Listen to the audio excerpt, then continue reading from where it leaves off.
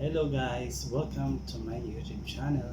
Kung kayo pa ay bago lang sa aking channel, huwag niyo pong kalimutang mag-like, share, and subscribe. At syempre, pakiclick na rin yung bell button para po kayo ay ma-update sa aking mga susunod na video. This time guys ay share ko lang kung paano ko linisan ang aking mukha kasi ang daming tagyawat to.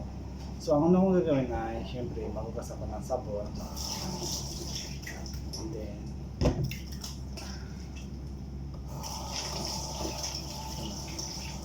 dami ko kasing tagyawat to. So, ayun na, nilinis ang kamay ko. So, kumuha ko ng towel para sa face. Kailangan natin siyang sabunan nito. Yung sabon na gamit ko is, ito yung sabon pang mukha. So, kapag bibili kayo ng sabon sa pharmacy, sa mga grocery, kailangan tingnan nyo doon yung pang mukha siya na sabon. So, hindi kasi pwedeng sensitive kasi yung face natin. So, kailangan yung sabon na para sa face ay yung face talaga, yung mukha. Hindi pwede yung pangkatawan, mahirap na. So, ayan na. Bulang-bula na siya. Napabulang ko yan. Okay na. So, syempre, ayan na. So, basahin ko muna ang face.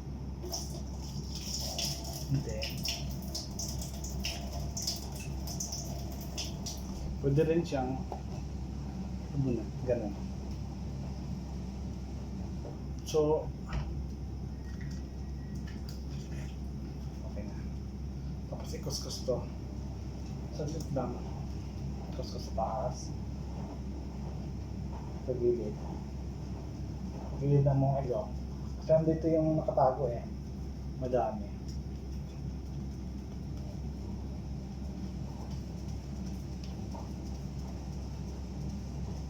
So, dinidiin ko yung pagkuskus para ma-dip.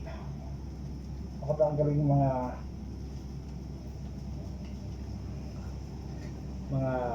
whiteheads.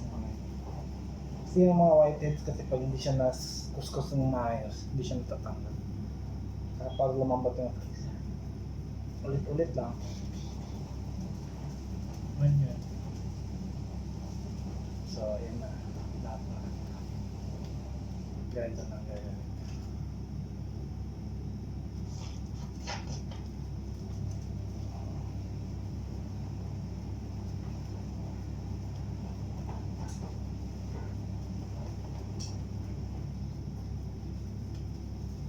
Okay na. So, hindi ako makakita.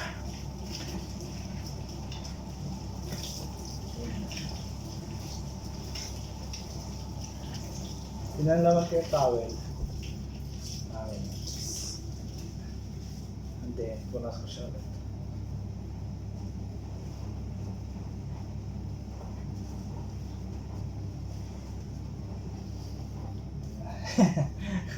Bulang-bula pala.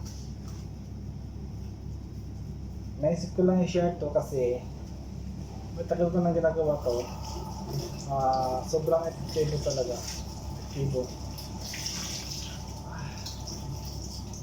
Kasi nung dati na hindi ako na ganito, ang nangyayari sa mukha ko pag labas ko, pag salamin ako sa labas, minsan may nakita ako mga dumi na hirap.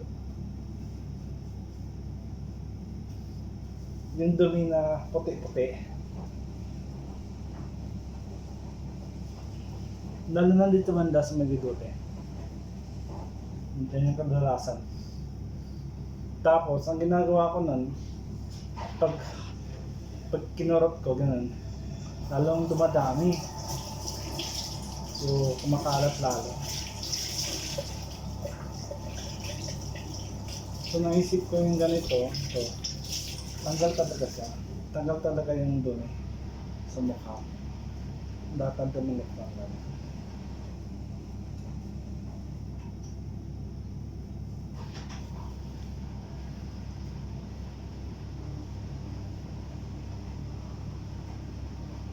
Pati yung mga tagyawat.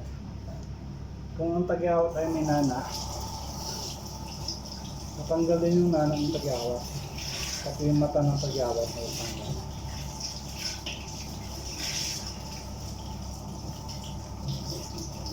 Hanggang na ba yun? Nakadami na. Pang 5 na siguro.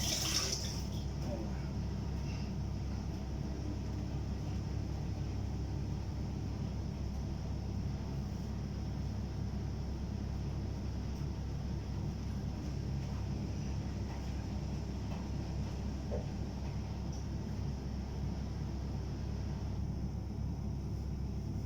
Ayun na.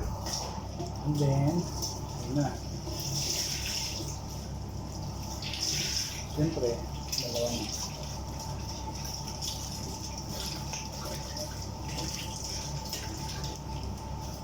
So, ang purpose doon, kaya towel pa din yung ginagamit ko kanina para matanggal yung totally.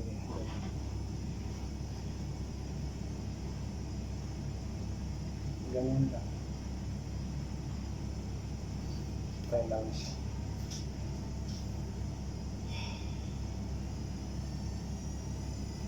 Diba? Pag ginawakan ko yan, sobrang rough. Rough na face ko. So, talaga namang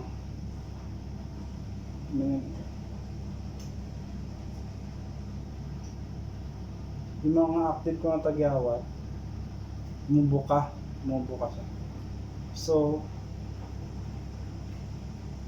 ayun, dami yung active tagyawat ko ngayon na. So, ang gagawin ko ngayon ay lalagyan ko na ito. Antibiotic ito, bigay ito ng client ko sa Pinas. Kalimutan ko ang pangalan. Bigay niya ito doon. Antibiotic siya. Para sa pimples. Kasi nung one time na nag-home service ako sa bahay nila, ilan sila nagpumasahe? 1, 2, dalawa. Mag-asawa.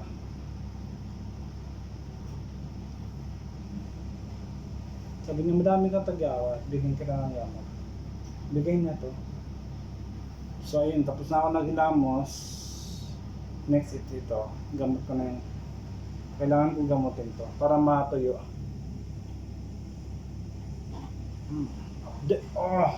Yeah. MAPD kasi antibacterial siya.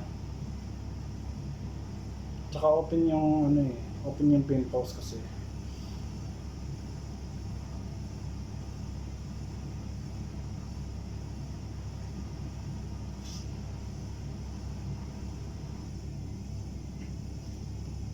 Mas maganda kasi yung pagkatapos lang maghilamos, lagyan agad ng gamot. Para tuyo siya agad. Tapos pag late ka na maglagay ng gamot, after ilang minuto maglagay ka. So, mangyayari kasi pwedeng dahil open yung tagyawat open, pwede siyang malagyan ng dumi.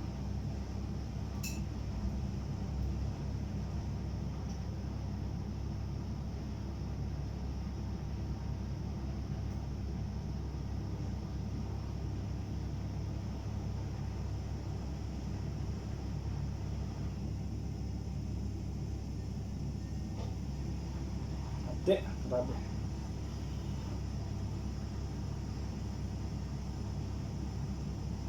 Madami akong tagyawat ngayon. Kasi nung mga nakaraang araw, sobrang busy. Wala nang time maglinis ng maghilamos ng ayos. Kaya yun, dumadami yung tagyawat ko. Kasi overtime, pagdating sa bahay, bagsak na, tulog na. Sa pagising ng umaga, opening, wala nang oras, so minsan nga, hindi na ako nakaligo. Diretso na. Ang ginagawa ko, pag late na pumasok, ang kilikili ko, nilalagyan ko na lang ng tawas. Tapos hilamos konti. Yun, minsan nga hindi na ako naghilamos eh. Check ko na lang yung face ko kung may uta, kung may dumi, kung may visible na dumi. Yun yung tinatanggal ko. Pag wala namang mga visible na dumi, so wala na.